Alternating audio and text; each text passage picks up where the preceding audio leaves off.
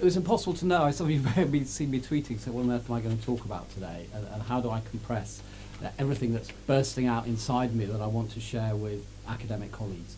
Because as Mark was saying, what I want to talk about is the interrelationship between these two things, in my current role and my past role, and I guess my current role and my past role. But I'm going to talk, if I don't get sidetracked, for about 50 minutes, and I hope that will give us time for discussion.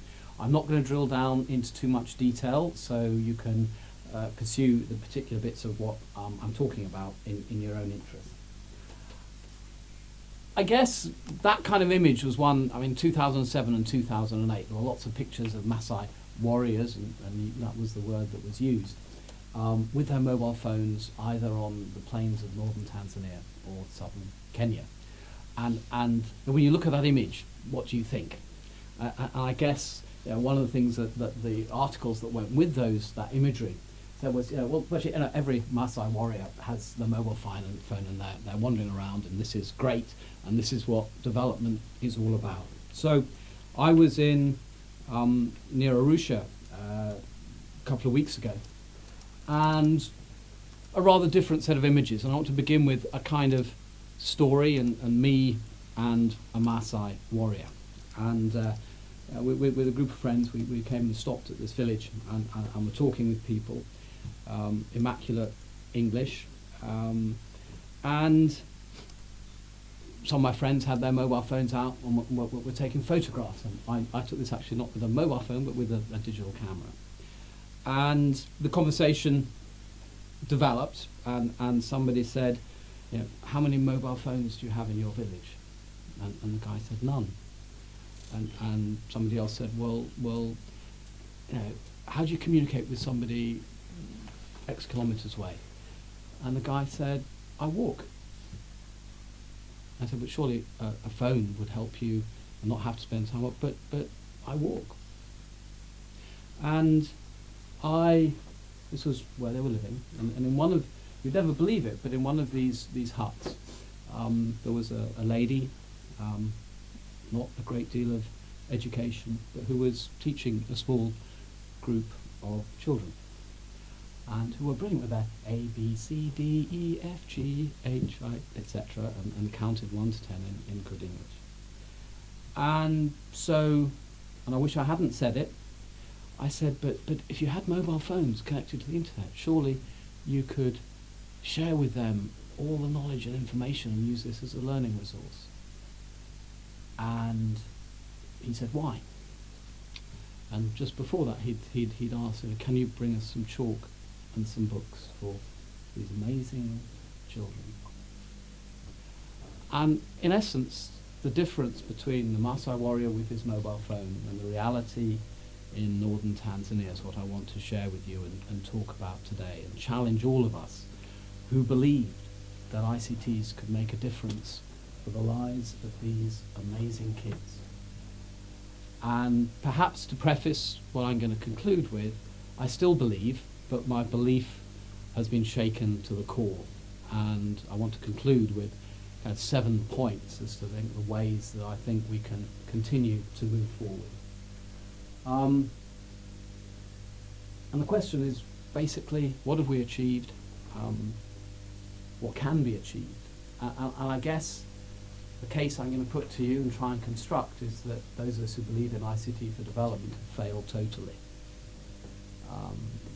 ICTs have not done anything for the lives of the poorest and the most marginalised people in our communities. But of course, the rider to that is yet.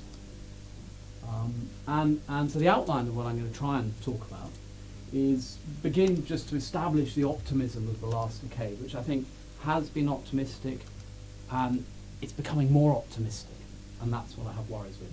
And I want to go back to my academic roots and reflect a little bit. I want to talk about, as I asked ISIS to begin with, what do you mean by development? And I think clearly that has to be at the heart of our deliberations. But if we're really committed to what I believe development is about, we have to do things very differently.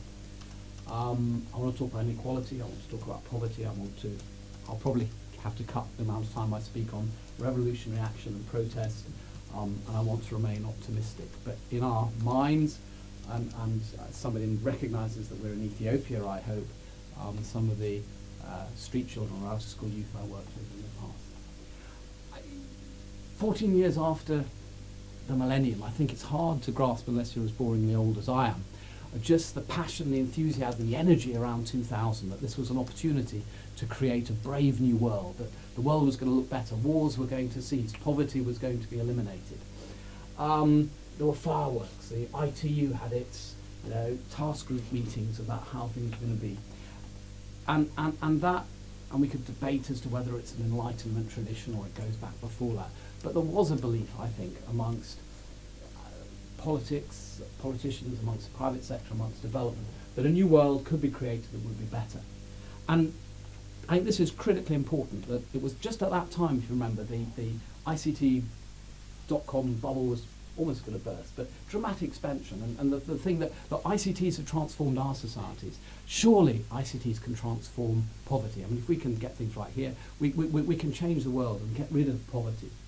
And that was integrated in the MDGs, and I'm not going to talk about the post-2015 MDGs, but I think that is a really, really critical question that we could follow up later, and particularly where ICT is going to be positioned in that. But ICTs were there, and suddenly integrated with the private sector. It was the role of ICTs in the private sector, and that twin elision, if you like, is something that I'm going to say has actually made things worse.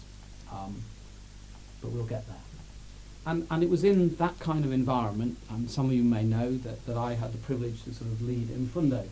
And again, thinking back, this was 2001 in Ethiopia, and how naive that a tiny little laptop could transform their lives. And we were charged with trying to do development differently in a number of ways, in actually crafting multi-stakeholder partnerships. They were called public-private, and we changed that to multi-stakeholder. And it was about involving the private sector. And the idea came from Chambers, head of Cisco, meeting Tony Blair in number 10 and saying, look, we can do this.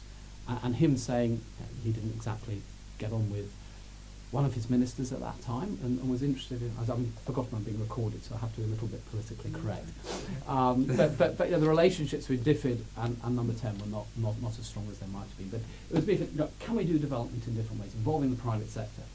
And that may sound so old-fashioned now, but only 15 years ago it wasn't. And we could use technology to give, how arrogant, to give these young people education. And I think the team that we were working on this sort of said, right, let's try and do it in the most difficult. And again, that's another theme that I'm going to pick up, that all too often we try and trickle down. We don't work at the most difficult. And if I have time, I'll say a bit more about that. And that, in a sense, encapsulates, I think, a lot of what's happened. Subsequently, other people have done far, far better than we did. But the way in which, particularly mobile phones, have exploded across Africa, although let's not believe all the statistics we like to believe. There are not that many. Talk about 5 billion mobile phones. I mean, there are at least 3 billion people who don't use them. But that's a great market, isn't it? Some of that optimism. This kit enables access to huge amounts of information.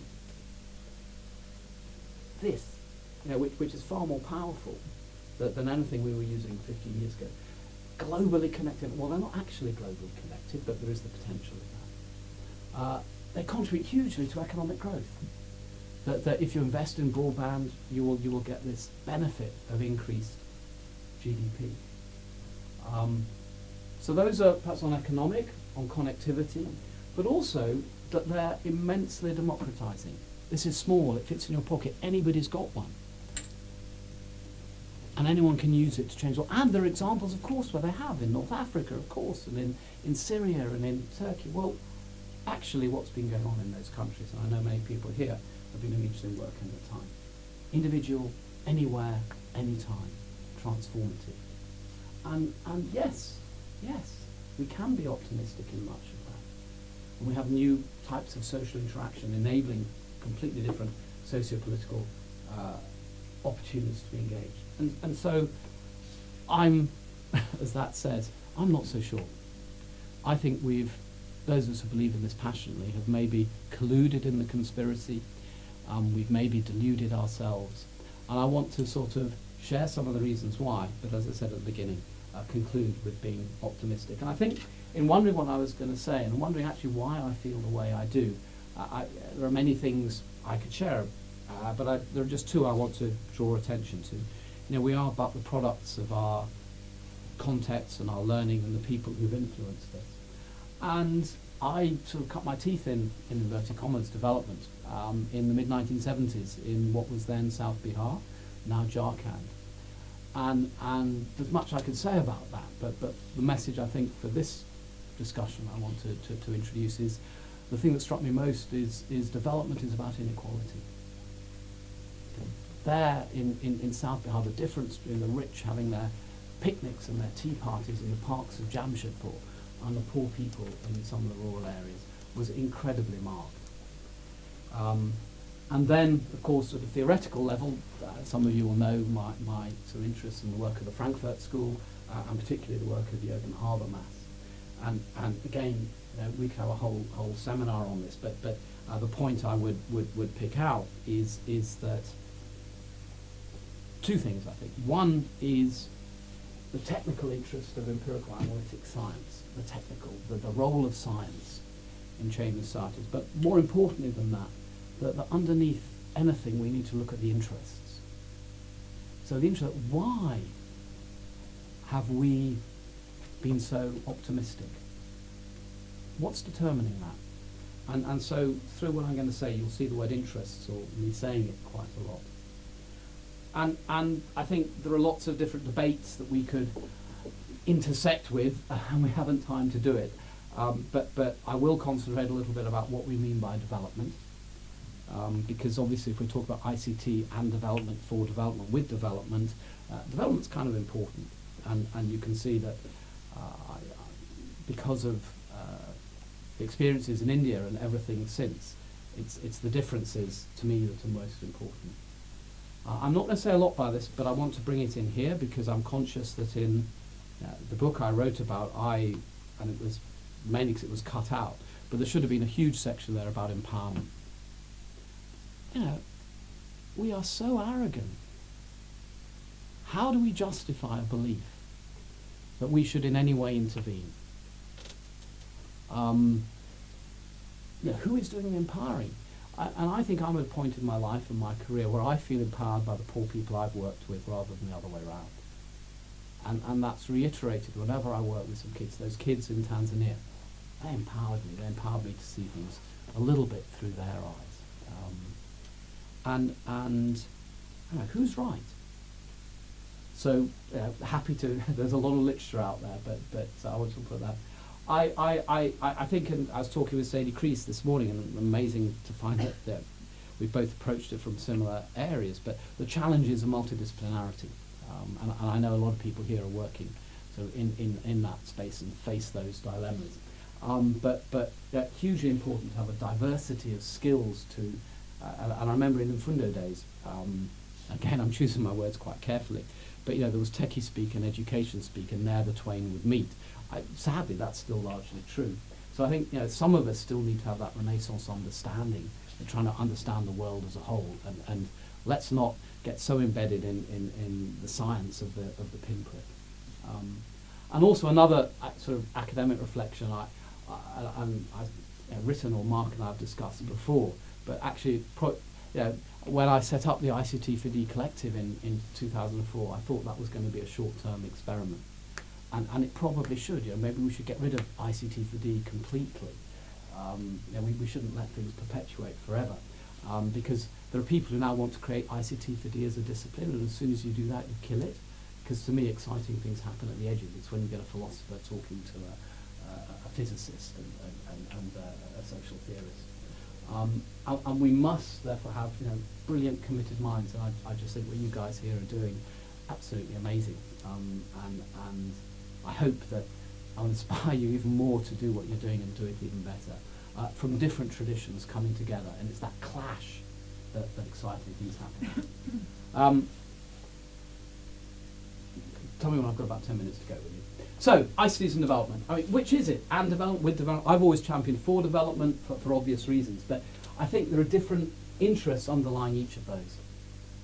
ICT for development, I champion because it's for development. It isn't about and development, it's about with development. It's not necessarily supporting certain agendas. And I can't help but think, how many of you here have ever visited some Mobile World Congress in Barcelona?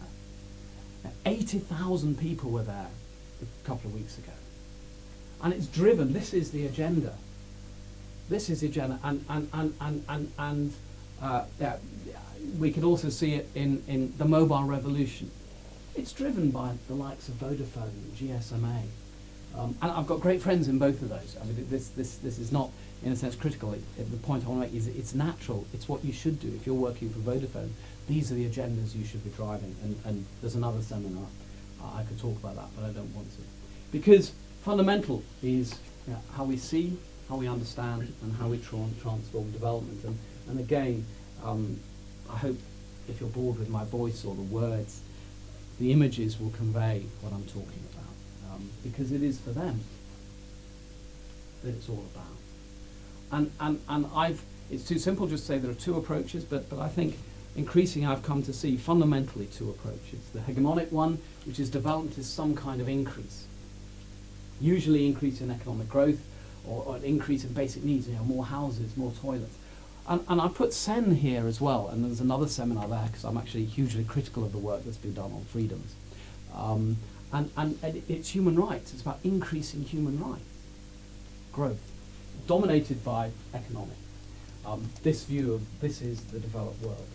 And I counterpose that quite simply with a view that actually development is about reducing inequality.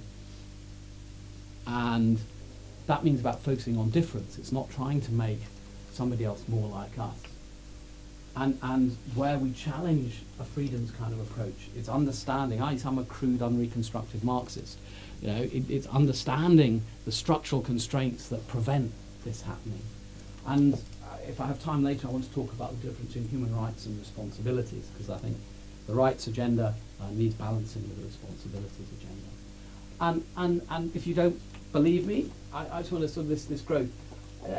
It's about economic growth and democracy coming together. It goes way. I don't think much has changed since the Washington Consensus of the 1990s, and it's about it's been institutionalized by all of these organizations, and maybe some of you in this room fit here, a huge amount of academic research that shows that poverty will be eliminated. What a stupid thing to say. Poverty can never be eliminated, and academic research has sustained that. And then typically, Jeffrey Sachs. And we could sort of take this further. The rhetoric that economic growth will lift people above that threshold. We've actually moved it from $1 a day to $1.25. And I think this is, and I use the word carefully, obscene. That the good governance agenda, the democracy agenda, is nothing about, if you look at some of the rhetoric in, for example, bilateral donor policies and plans, good governance and democracy is about enabling growth to occur. It's not about the fact that killing people is actually not necessarily a very nice thing to do. It's amazing you look through some of the documentation. Economic growth will eliminate poverty, therefore we need good governance so economic growth can occur. Of course, this is based on absolute notions of poverty rather than relative notions of poverty, which I've suggested I adhere to. And very importantly, and I don't think we address it enough, and I should perhaps have put this at top, but it's about the symbolic modern. This is modern. This is the future. This is and the symbolic value of the laptop or the mobile phone is so important to actually some of this transformatory agenda. And if you don't believe me, I won't read all this in full, but the UNCTAD report a couple of years ago, and this is actually couched quite carefully, but undoubtedly positive impacts for economies, businesses, poor communities, and individuals, direct and indirect. Case study macroeconomic terms, ICT may contribute to poverty alleviation. Trickle-down effects from overall economic growth, employment, self-employment opportunities. Hey guys, we know trickle-down does not work. Or you could take the infidel, and this is amazing, the broadband toolkit. Broadband affects the economy in multiple ways: job growth, improved quality of life, facilitating macroeconomic growth, accelerating distribution of life. economic output and GDP, enhance their own human capital. This is what ministers and governments are fed day, minute. There is very little opposition. Quite simply, if you think about economic growth, the more there is in the system, the more there is potential for inequality to exist. And I have no doubt that ICTs have increased inequality. On our streets, this actually isn't London, this is Dublin. What I'm saying here doesn't apply, and I know I've been criticised in the past, not by you, Mark, but I misinterpreted. I'm saying only about poor countries. It's not. It's the so-called digital by default. 17% of people in the UK don't have internet access. They're going to be marginalised by the digital by default agenda.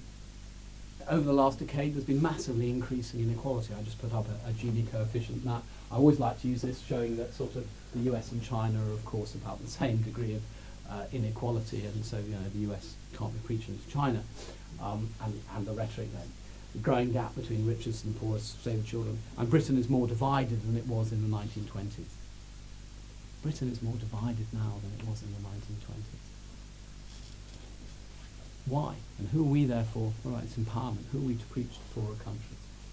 So the question, the fundamental question is, can ICTs transform that in the interest of these young men?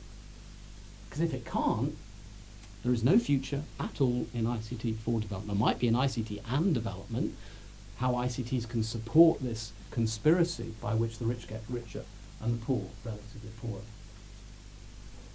Will ICTs always be used, as so many other technologies are, by the rich and powerful to maintain their positions of power? I mean, all the literature on technology and science over history suggests that that is the case. I believe, as that earlier slide about the potential, that this can be democratizing, this can be life-changing. But I need to find the grounds upon which I can hold on to that belief. So, are these new technologies really anarchic and disruptive, as I believe they were? Or just like any other technology? And so briefly, let's talk about that. And historically, I think we can look at almost any technology. And people believed, Castells was arguing that the information age, that this was a completely different age. I would disagree and say actually some of the structures that were put in place over the 50 years before that, this is actually a continuation of that. It's a question of scale. It's a quantitative difference, not a qualitative one. And the web is often seen as being disruptive. Mobile telephony, disruptive. And I guess these are the sorts of questions we ask. Who has the ultimate control? And I'll get on to Snowden in a minute. Yes, we can't not consider Snowden, but do we have control? I don't think so. The companies? Governments? Can we ever have control? Can you ever... we all want to forget things, but the things that you're ever going to be able to forget in the future. And if you don't believe me, the difference here in 2000, this is developed countries developing, least developed, this is mobile phone subscriptions. The difference now is vastly more. And the worrying thing about that curve is that is levelling off. And actually the technological developments that happen here are totally different from those that happen here. These will always be, and it's much more dramatic with internet connectivity. Sierra Leone has, I used to always say 1.7% internet connectivity. The minister last week told me it's actually only 1%. And you're going to enable everybody to get education and benefits in that context? Online cables, that's a bit out of date. If anyone's got a more up-to-date map of that, let me know. I'm sure there are some out there. But you can look where the traffic is. You can look at the gaping holes, and these are only national. If you break this down, there's some really interesting data coming out of China at the moment, which is based on county level, not even provincial level. You can look at Facebook connections, but I will actually be very supportive of some of the things Facebook is trying to do. And you can look at electricity, and that's put on just to remind us that the power, these kits, and they're totally unsustainable, incidentally. I mean, in terms of damage to the environment, these are some of the worst things. There's a great research project there. So, in whose interest? Is it the interest of this young boy?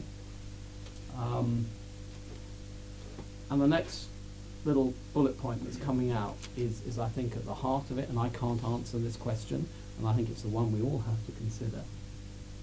If the poor get a little bit less poor by using this technology, if they get above that $1.25, if they can actually eat a little bit more, does it matter that the rich are getting even richer at their expense? And I don't know. I can argue that completely both ways. The rich getting richer enables poor people to have a better standard of living. That might be the way to go. If it is, let's encourage it to happen more quickly. And take the example of e-government, and I just put this on to focus some of our thoughts. Yeah, there's some benefit for citizens in e-government. When you can log on, when it works, when the right data's in the right place, and you've paid your car insurance on time, you can get your tax disc online. I'm sorry you won't be able to read that, so let me read with only my glasses on. Well, at least we don't have to worry about anarchy anymore. It's quite a nice cartoon. Because the whole point, this is meant to be anarchic, and the security cameras. I think this has definitely increased the power of many states. But I would suggest that the biggest beneficiaries, without any doubt, are the global corporations. And I'll give you some examples of conversations I had in Barcelona a couple of weeks ago. And is anyone wearing smartwear here? Okay, so this is actually taken from NOC. There's another picture coming up. But all the smart, you can have a T-shirt that you're doing your jogging and can tell you all your bio data. You can wear these that track your life forever. And this is clearly where it's going. Hang on, is that for the poorest of the poor or the privileged bourgeois elite? All technologies, your isn't this great? It still works.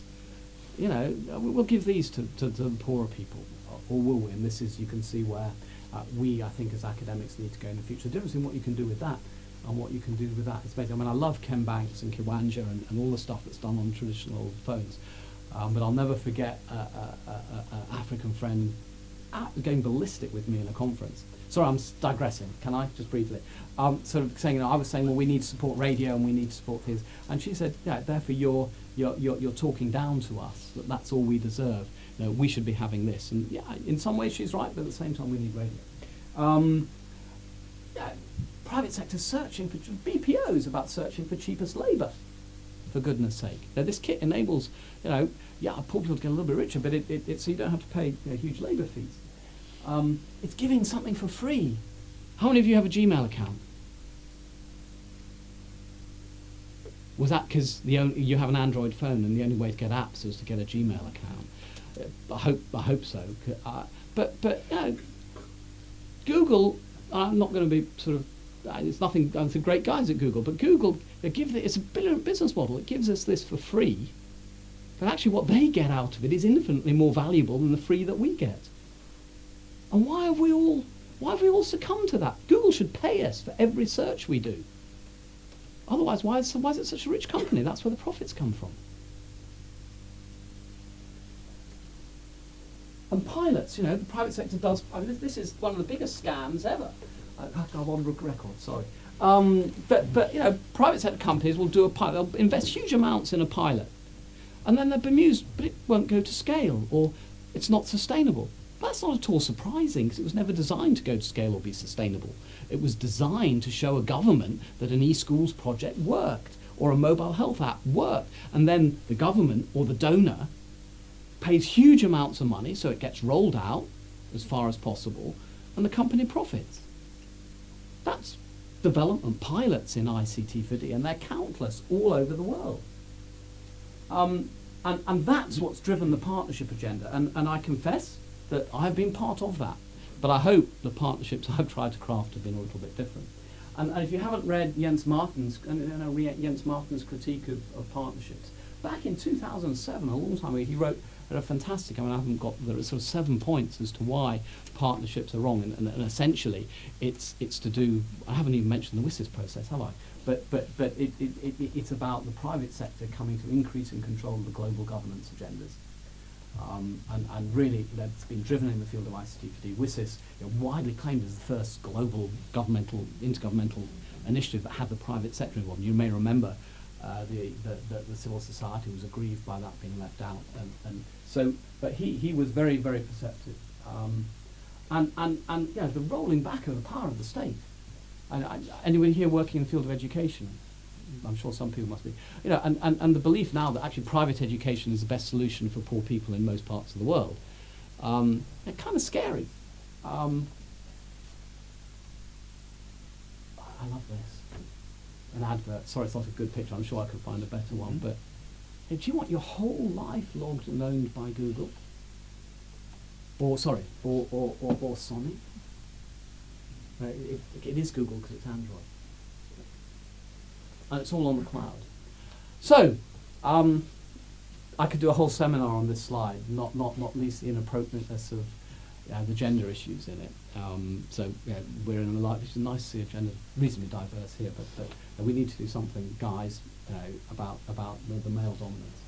But it's not for the arrant sexism and the association of cars, because the connected car was one of the themes this year. But it's a conversation I had here about reaching the next billion. So let's assume ballpark, 6 billion just over in the world, 3 billion have phones. And there's a very senior executive in a company who I've come to work with quite a lot recently, who I admire, I say hugely, and I think this company is doing a phenomenal amount of really interesting stuff. And we got into a very, very heated debate. I was saying that, okay, if you really want to make a difference, don't start with the 4th billion, start with the bottom billion, the 6th billion, and the poorest and the most marginalised. Because then you'll begin to reduce that gap. And I tried to convince, it was a him, so that's got rid of 50% of the people in the world, or whatever that might have been, and saying, okay, look, if you innovate there, you're talking about really creative, really cool innovation. If you innovate there, it will enable you much more swiftly to develop solutions that will enable your whole business model across the board. Because, for example, you deliver in Sierra Leone, and you've automatically solved all the problems of poor people in India. Huge market. No way. He didn't take it. It was trickle down. Remember I put trickle down on there before? It's easier for us to do the 4th billion. Yeah, perhaps it is, but if you believe. I'm sure you could replicate that with many other people. Okay, we're not doing badly. It's not just private sector that has interests. Governments have interests in all of this, in terms of knowing what we're all doing, surveillance, reducing the cost of service delivery, and often forgotten. The income from regulation. There are countries I work in that 10% of the country's GDP comes from the regulator.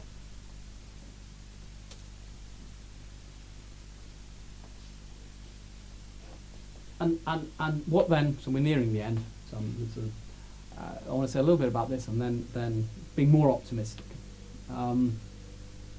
We've read a lot, and I know people here are working on it. So this is much more up your street than mine. But so much belief that these can transform society. I think oversimplifying the assumptions are mobiles increase democracy and that's inherently good. But I think there's actually much less proof of that than people assume. And this comes back to what we mean by democracy. In Northern Africa, there's huge amounts of evidence, the so-called Arab Spring. The really interesting things were done in after the mosque, in the coffee shops. Yes, ICTs accelerated, but didn't fundamentally drive it.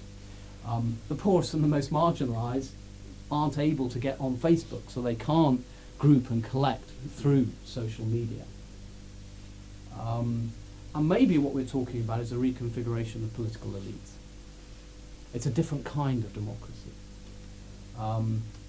But I think we need to explore much more about how we can use these technologies for those kind of political debates. And a colleague has said, and does anyone else here know, we asked earlier about AppGree? That's great. I feel so much better because I didn't know when I was, but it's an app that enables agreement to be reached in kind of cool ways, coming out of Spain. This goes. You're all familiar with this. Well, yeah, maybe it is. but not perhaps for the reasons he argues. I mean, again, I've come to like David Hell's work hugely in terms of being different kinds of democracy. I think we can build on this very quickly.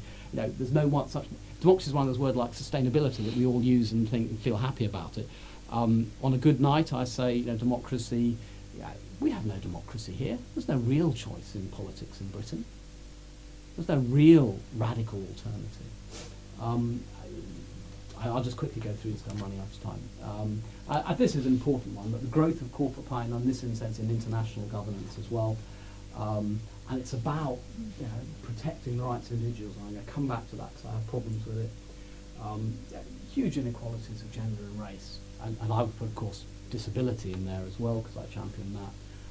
And you know, what percentage of people now bother to vote in elections because there isn't really a choice. So how can this technology be used in transforming that? So, 10 minutes? Even more if you want. I'll try and be quick because I'm hopefully I'm provoking you a little bit. I'm going to get. I can hide behind here. So I think 7 things that I would like us to explore more. I don't think we're doing, and I think if we want to reclaim the belief that it's possible, and I'm not 100% sure it is. I think we may have gone too far. So governance and regulation. And I don't know how much many of you have long conversations with some of the leaders of our corporate world. But they really, most of them really do believe deep down, gut inside, that we need to roll back the power of government, that they can do it better. And whenever I have, I'm coming off the back of MW Mobile World Congress, but the number of conversations I had there, and remember, 80,000 people, one of the biggest conferences, exhibitions in the world, they're driving this agenda. But I believe that governments ultimately, and going back to the social contract, Hobbes and Locke, the governments are our only means of ensuring a degree of fairness in society. And therefore good government is hugely important. I didn't say good governance, I said good government. And the challenge in the field of ICTs is how to do this. So, I wrote almost nothing about this in the book that I wrote previously on. But huge debates over universal service and access funds, and it's very polarised. You know, the private sector wants to get rid of them completely, says it can do it more efficiently and cheaply. It'll roll out to everyone, and others still advocate usage. We need a really good analysis of that isn't driven by a political position. Should we give private sector free rein? And something I'm particularly interested in, because a lot of Commonwealth countries are small island states. You know, the mantra of having competition to drive down prices, it's ludicrous in Nauru with 9,000 people, let alone larger states. And nobody's got the answer. What is the minimum size of a population for competition to work to drive down prices? I'm so sad. I've pushed the wrong button. Wait a minute, we'll come back. We'll go connected. There we are. Sorry about this. Mobile phones, they're terrible, aren't they?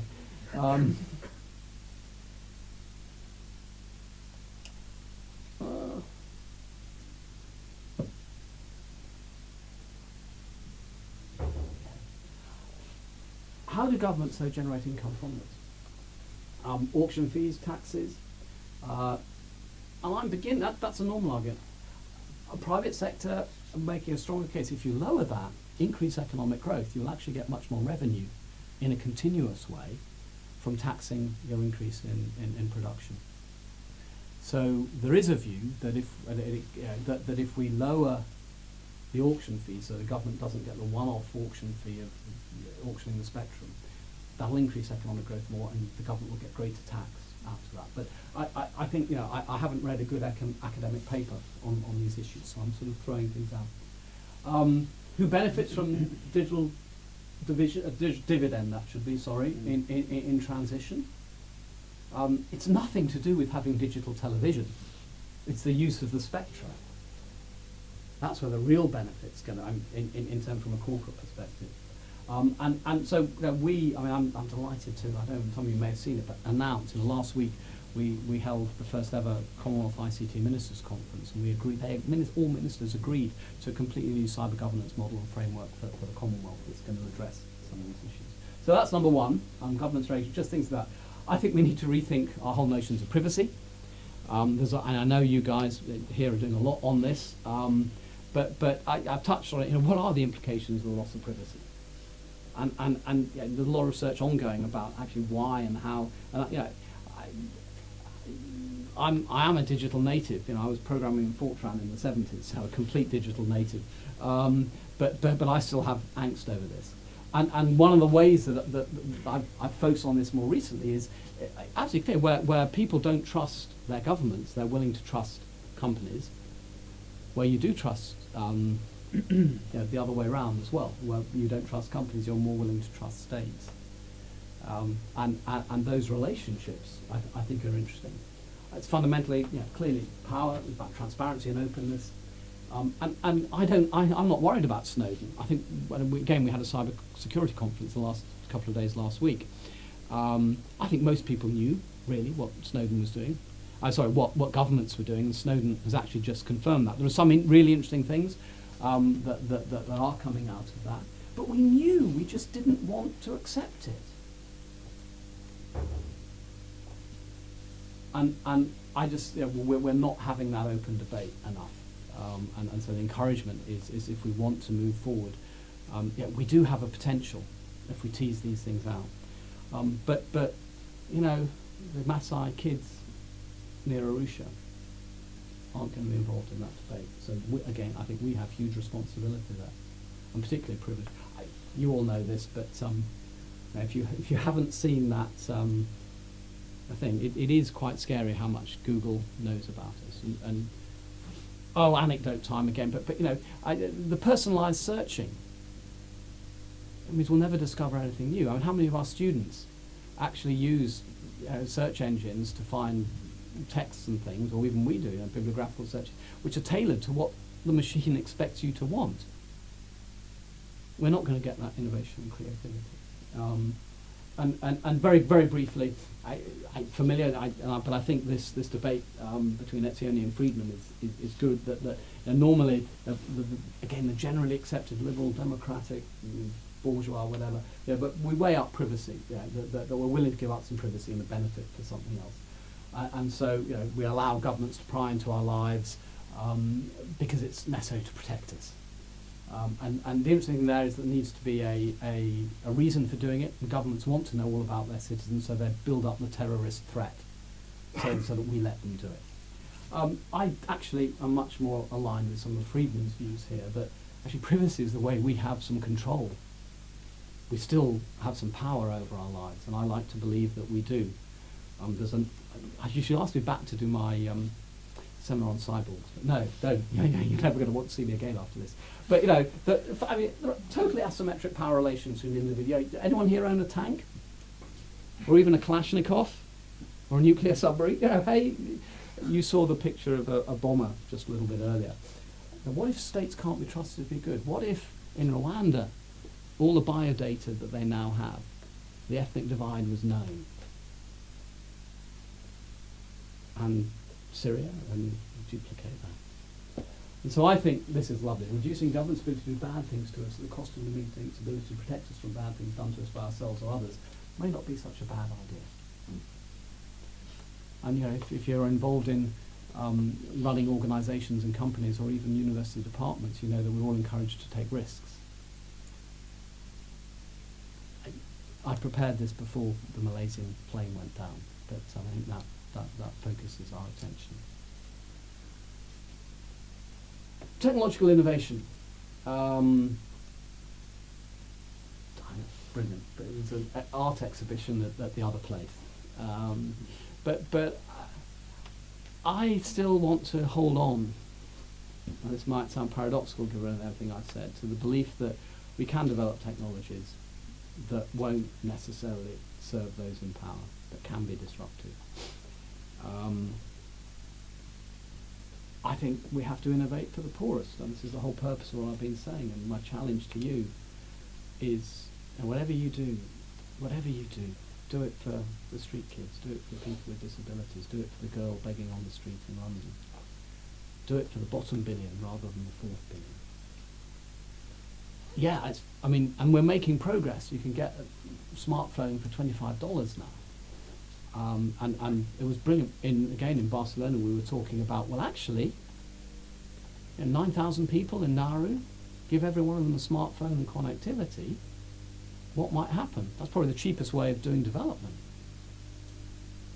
It's better than throwing laptops out of helicopters. No, don't believe I said that. But for it to work, there's got to be universal connectivity. And I think some of the initiatives we're involved in rolling out broadband and trying to get, we're working with government Sierra Leone to develop a national broadband initiative and then using the private sector to help roll that out. Because if you haven't got electricity, you haven't got connectivity, there's no point in having your $25 phone. I haven't said much about content, but again, I think the content needs to be on the needs of the poorest. I think actually, though, the technology is the easy bit. It's the socio-cultural agendas that I think I've made there. And I have to say that I'm quite a good marketer for them, aren't I? But no, Facebook I think are doing some amazing things in all of those areas with internet.org. There's not a lot publicly available at the moment, but they're really trying to come up with new business models. They're really trying to push in terms of data compression. If we can get more data through the pipes, it works out cheaper. So there are some really incredible technological things that they're trying to do. I'm going to speed up, sorry. But that's always the worry. We'll have the iPhone 10Z when people have a $25. So yeah, the richer countries, the pace is always going to be ahead. What can we do to reduce that apart from a bloody revolution? I think we've got to change the way we think about partnerships. We've had this massive encroachment of the private sector in what was traditionally the realm of the state. So we still need to have, but that's no longer debated much. It's assumed that that's right. It isn't. The state has a role. We need to define that role, particularly in poor countries. And I think many governments and many ministers I know are fundamentally adhered to that. But if they haven't got the resources to do it, how can they? And the World Bank and the IMF are saying, it's getting hot in here, is it just me? Too much hot air. And I think, some of you will know that I've argued passionately against the term public-private partnerships. But the fact it survives is no coincidence. It's very, very deliberate. It's the interests of the private sector wanting to take over more of the state. So they are consciously, very actively opposed to my arguments about we have to focus on multi-stakeholder partnerships, where civil society, international organisations, others play a key role. I mean, practically, public-private partnerships in most ICT initiatives have failed because they haven't engaged the civil society. So there's a practical, but it's also much, much more about this post-Reagan and Thatcher. And how do we roll that back? So, any partnership has to focus on the poorest. And the private sector has a huge amount to give there. I do think it's possible to create scenarios where everybody can benefit if the emphasis is more there. Let's quick, move on. I think we have to come up with new kinds of arguments. So democracy, I've touched on that earlier. Can this kit change power? A huge strengthening in the potential for minorities.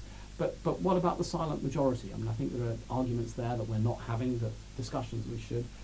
It is possible to create new forms of socio-political organisation. Global, one of some of the advocates of APCRI argues that it is a means to get a global consensus on key issues. It's clear there is much greater transparency possible, but there are challenges in all of these in terms of speech and data security. Again, how much are we willing to give up in terms of ourself to remain secure? And these are really, really pressing. There's a Brazil conference coming up. Thank goodness we got our 53 countries of the Commonwealth agreeing a governance framework before Brazil. ICANN are hugely driving that. Do any of you ever go to Stockholm Internet Forum? If not, this year you were able to say, can I come, and the reasons for it. But again, really interesting stuff. And the ITU big events this year. Rights and responsibilities, you can see where the argument's going. In the nutshell, I think this has been the worst thing that's ever happened to poor people, to be a little bit provocative. And the reason is, in a nutshell, the human rights agenda is about individuals. It's not about the community. you have a right. And that right, and this was driven, why the world agreed to it, I don't know. Any universal is simply giving the people who own that universal power. And it's about the individual as being a market and as labour. That's what human rights are about. And I profoundly disagree with those who can maybe have the debate, if you do, it'd be fun, that ICTs are a human right. Those pushing it are purely the companies who want governments to fund the rollout of this technology. And so I used to argue we should get rid of human rights altogether, but that's kind of a difficult battle to win. And so I now say, well, rights have to be balanced by responsibilities, which I think is a much saner view, because it puts the balance on governments and on ourselves. And human rights has not saved somebody who doesn't believe in them massacring their people. If you change the balance to a government has a responsibility, or you as an individual have a responsibility for your neighbour, that does begin to change things. And the last one, and I guess this was our ministers' meeting last week, which I think made huge progress, but I have to say something about the Commonwealth, given Mark introduced me as the disburser of £25 million a year of scholarships, so it's kind of fun. But the Commonwealth derives from any medieval English, Middle English scholars, because wheel isn't the thing when you get whipped, you have huge wheels across your back. No, I won't go there. But it also means prosperity and happiness. So the Commonwealth is about the common good. And that's why I believe so passionately in it. And it may be a totally... I've got the camera on. It may have some slight problems in it as an entity nowadays. And I think we have to... challenge this individual greed and selfish arrogance that tends to dominate many Commonwealth bodies, and get back, not just in the Commonwealth but more globally, about that common good. And I think what you're doing here in Oxford, in that sense, in creating this common community, is hugely important. But it's also more wider. It's about shared experiences. It's about common agendas. It's about, in terms of just thinking about cybersecurity, it's not about achieving your security. We're only as strong as our weakest link. So why aren't we investing and supporting the weakest and the poorest and the most marginalised? It's in our own interests. We, as a community, are only as poor as our poorest member. So we're as poor as our poorest. It's like a team running. If you don't all get there together and you're judged on the one who comes last, you're going to get nowhere. Why have we lost that? Why have we lost that? Why have we lost this communal? And we should be creating solutions, and there are people who are doing it. The most marginalised, even more marginalised than women, sisters, I'm sorry, but the most marginalised is a disabled woman or a woman with disability. But it is great, and this is from Antigua and Barbuda, their new gate initiative, and he's their technician. He's hugely able. He hasn't, he may not be able to walk, but he's not disabled. He just has a disability, and ICTs can transform that. So, ladies and gentlemen, if we want to use ICTs for development, we have to forget that economic agenda and drive towards a moral agenda, because I do believe that we can still make a difference, but we've got to commit to it, and we've got to think about things in new ways, and it sure as hell isn't easy, as my last 2.5 years struggling to do so would show. Thank you.